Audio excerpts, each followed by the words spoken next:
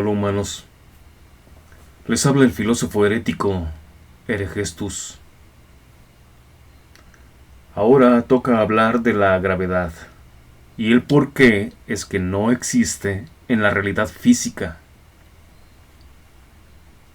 ¿Ustedes creen que la existencia de la gravedad es tan evidente como la existencia del Sol? El Sol se ve directamente y a simple vista, independientemente de sus efectos. No necesitamos que nadie nos demuestre su existencia. Pero es así con la gravedad. Se observa la cosa gravedad directamente, o sea, la cosa en sí. No hay manera. Lo que se observan son fenómenos físicos y que pueden tener varias causas. Si hay quien diga o afirme que la causa de esos fenómenos es una supuesta gravedad, habría que demostrarlo. Veamos cómo entienden los cientificistas eso de la gravedad. Tenemos a su famoso, el más famoso y actual representante, Neil deGrasse Tyson. Veamos qué opina. It's called gravity. What is gravity? I have no idea. Okay, next question. Wow. No, here's the difference. We can describe gravity. We can say what it does to other things. We can measure it, predict with it. But when you start asking, like, what it is, I don't know. ¿Vieron eso? Dejando caer un micrófono y a decir triunfalmente: "This is gravity". Y todos aplaudiendo.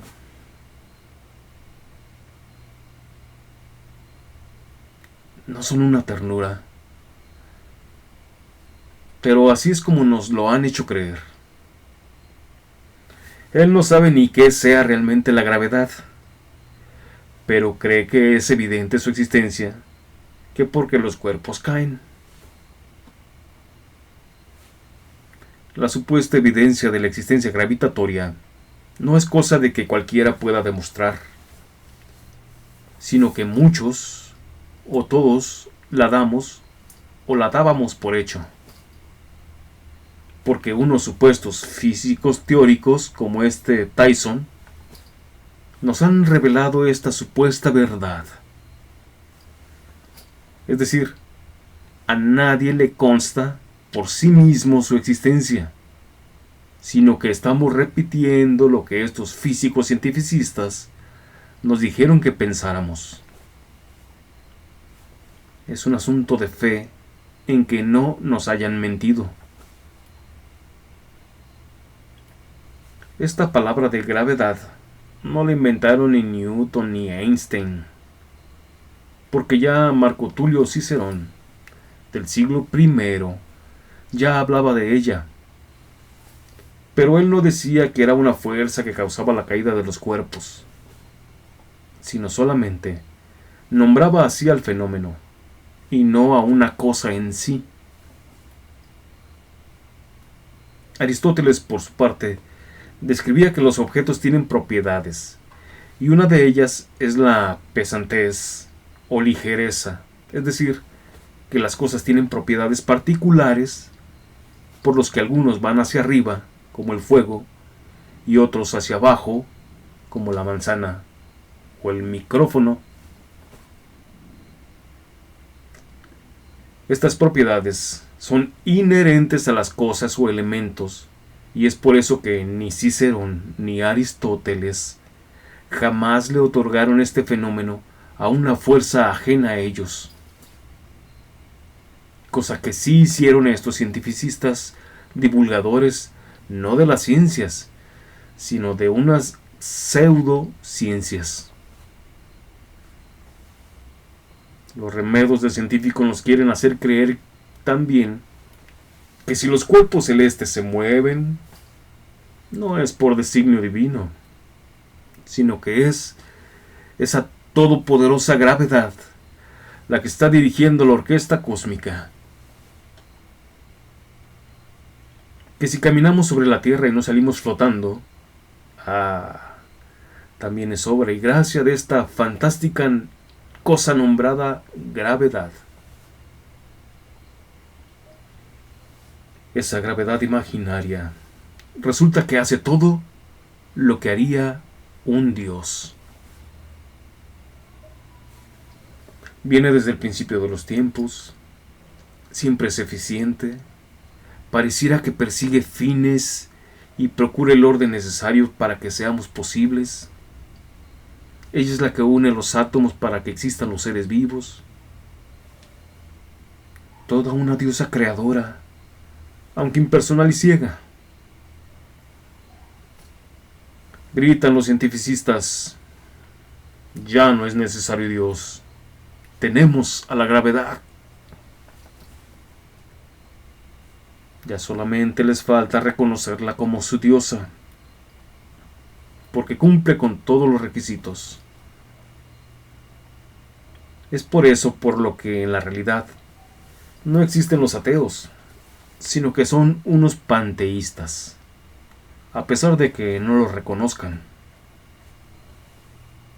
Si la gravedad existiera, tendría que ser algo físico o material, ¿cierto?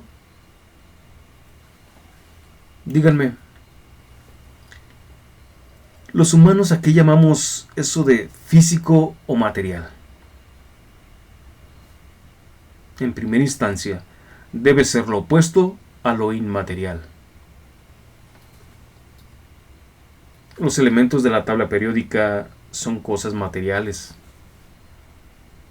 La electricidad, el magnetismo, las constantes o regularidades termodinámicas, las de la inercia, las fuerzas nucleares, las ondas, las radiaciones, los rayos, son fenómenos físicos demostrables, constatables empíricamente. Con ellas convivimos cotidianamente, las podemos manipular y hasta generar por nosotros mismos. ¿Cuándo han visto que alguien manipule o genere gravedad? No se puede. La electricidad y el magnetismo, por ejemplo, tienen distintas fuentes de donde proceder. Y tienen intermitencias, por lo que nunca son constantes. Y no funcionan igual en todo ni para todo. Cosa que imaginan que la gravedad sí hace. La gravedad no tiene una fuente real. Hay suposiciones. Unos dicen que viene de las masas de los cuerpos, otros que viene de los ecos del Big Bang, que porque ya descubrieron las ondas gravitacionales que vienen de allá. Con un interferómetro, un nombre elegante para apantallar. Otros dicen que viene de una imaginaria dualidad espacio-tiempo, que es curvo y es la fuente de ese fenómeno. Ya no es el amor y el odio lo que hace posible la realidad, como imaginaba Empédocles, sino que ahora, y está de moda, hablar de esa dualidad espacio-tiempo, que sería lo que hace posible el orden, y con él los seres vivos. Pues bien, ni el espacio ni el tiempo son cosas físicas, sino simples abstracciones. Nadie puede tomar un poco de espacio o de tiempo y estudiarlos físicamente hablando, ver sus componentes y funciones reales. El espacio solamente es una abstracción de la distancia que hay entre los distintos cuerpos. Y el tiempo es la abstracción con la que medimos el cambio o el movimiento. Son abstracciones, no cosas físicas. Es como hablar del ser. Hablar del ser es una abstracción.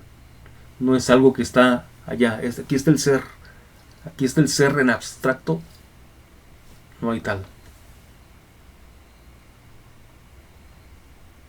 Quien postule que las abstracciones tienen influencia en lo real, o peor, que son cosas que hacen posible lo real, simplemente le está jugando al metafísico, y una metafísica muy ingenua. Si somos rigurosos en el razonamiento y en los conceptos de lo que es físico y lo que no es, resultará que la gravedad no es algo físico, sino metafísico. O sea, algo que está más allá de lo físico. Cumple con los requisitos para ser algo inmaterial. Por esa razón, no hay manera de manipularla ni generarla. Es tan perfecta. Es multifuncional.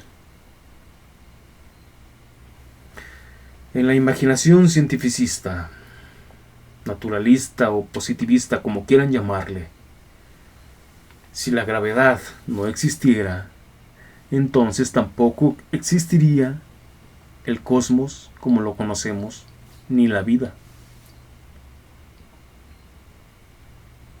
Las cosas físicas tienen límites y no funcionan igual en todo ni para todo. Por ejemplo, la electricidad no fluye o transmite en cualquier elemento, sino solamente en algunos y en cada uno de modo distinto. La electricidad sí es algo físico. Lo mismo sucede con el magnetismo, las fuerzas nucleares, pero de esas que son aplicables en la práctica, no las que imaginan los cientificistas que vienen de su imaginario Big Bang. Por ejemplo, los reactores nucleares que generan electricidad. También son cosas físicas sin lugar a dudas. Sin embargo, la imaginaria gravedad no hace distinción alguna de nada. Si es una pluma o 50 kilos de plomo le da igual. Si es un planeta completo, es igual. No hay nada que la pueda menguar. No tiene una fuente real de donde emanar. Solamente suposiciones. Como estas que dije, que viene de la masa terrestre, que viene de su núcleo, o que viene de una curvatura del espacio-tiempo, o que es una cuarta dimensión. Y bla, bla, bla. No se puede generar ni manipular por nosotros mismos. Es decir, no cumple con los requisitos para ser algo físico. Pero sin problema, cumple con ser algo metafísico, como ya lo expliqué. Es más, vean esta tabla. Denle pausa y luego díganme de qué lado está la gravedad. Si del lado físico o metafísico. Veamos.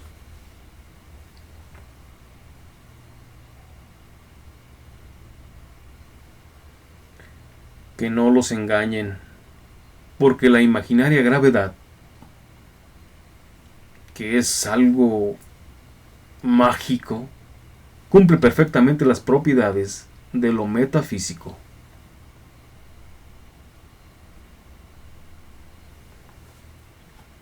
Resulta que esa cosa imaginada por los cientificistas hace casi exactamente lo que haría un dios creador, con la diferencia de que un dios creador, con mayúscula, es la causa proporcional al cosmos y la vida, pero su mágica gravedad no puede ser proporcional al cosmos y la vida, y no obstante, se cree que existe y que su existencia es verdad absoluta. Los cientificistas ya no necesitan a un Dios para explicar la realidad. Solamente necesitaron inventar eso de la gravedad para que todo sea posible. No se dejen impresionar con sus fórmulas matemáticas y ecuaciones, porque como parten de suposiciones y falsos datos, sus castillos matemáticos simplemente son ficciones. Es más, nosotros podríamos inventar una nueva explicación de la realidad y hasta sacar cálculos matemáticos para aparentar tener ciencia. Imaginemos a un tipo que al ver cómo muere su perro, se le viene una idea genial y dice que la vida es una emanación de la dimensión tiempo. Así como la gravedad es la que supuestamente determina el peso de los cuerpos, el dimensión tiempo determina qué está vivo y qué no lo está. Y le hace llamar vitalidad. Si la gravedad es la que hace que tú no flotes o te desintegres, la vitalidad haría que tú estés vivo y te mantenga así. Cuando mueras, la gravedad y la vitalidad se encargarán de desintegrarte. Nuevamente, no se necesita un Dios, dirán los cientificistas, porque podemos inventar algo que lo supla. A la vitalidad también podemos sacarle matemáticas y aparentar ciencia, como ocurre con la gravedad, porque resulta que ya calcularon la velocidad, que es de 9,8 metros por segundo. Si dos objetos de distinto peso y forma caen a la misma velocidad, se explica simplemente entendiendo que se está eliminando la resistencia al aire, lo cual es obvio. Pero ellos nos quieren hacer creer que no es por esa razón, sino porque esa velocidad la hace la diosa gravedad. Ya declararon que hay una ley de gravitación universal, que porque hay una constante de gravitación, y hasta inventaron una ecuación. Pero esa ecuación está construida con supuestos. Es un supuesto que la diosa gravedad te atrae a una velocidad de 9,8 metros por segundo. O cualquier otra. Es un supuesto el cálculo de la masa terrestre. Es un supuesto el radio de la Tierra. Por lo tanto, por más matemáticas y ecuaciones le pongan, eso no hace verdadera la existencia de la hada gravedad, suplantadora de dioses. La ecuación la inventaron así. Fuerza es igual a constante gravitacional por las masas sobre la distancia entre las masas al cuadrado. Suena impresionante, ¿verdad? Suena como que saben lo que hablan.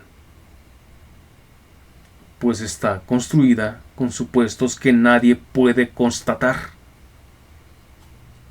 ¿Quién puede constatar una masa terrestre?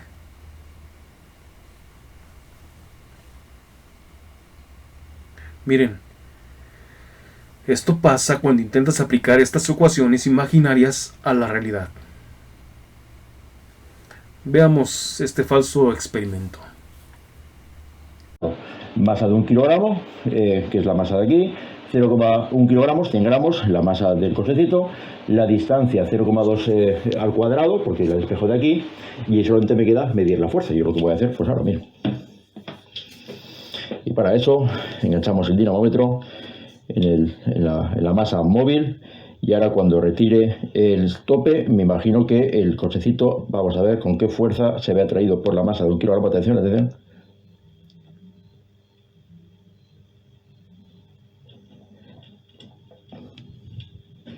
Bueno, esto sí.